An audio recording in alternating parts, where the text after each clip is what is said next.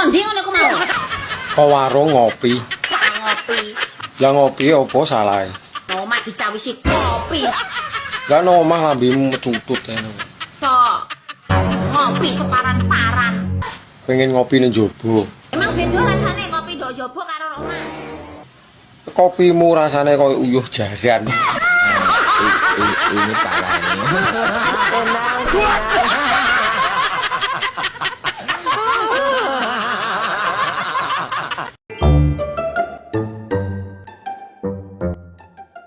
Tak delok sak brebetan awakmu ketoke wonge ora kemawin.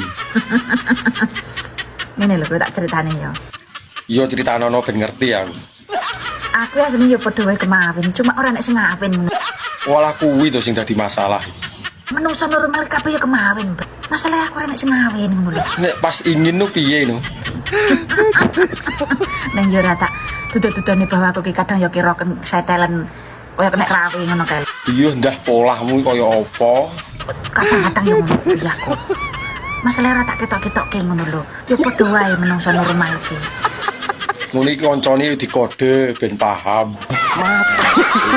Ini parahnya.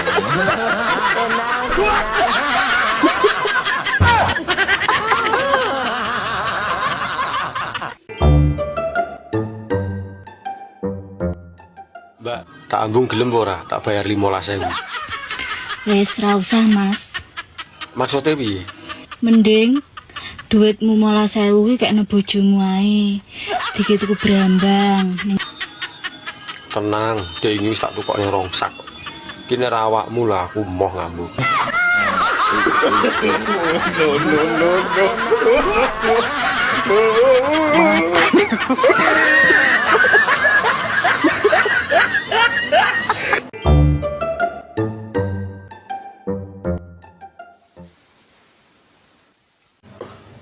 Lho, kate ning ndi nek? Mas.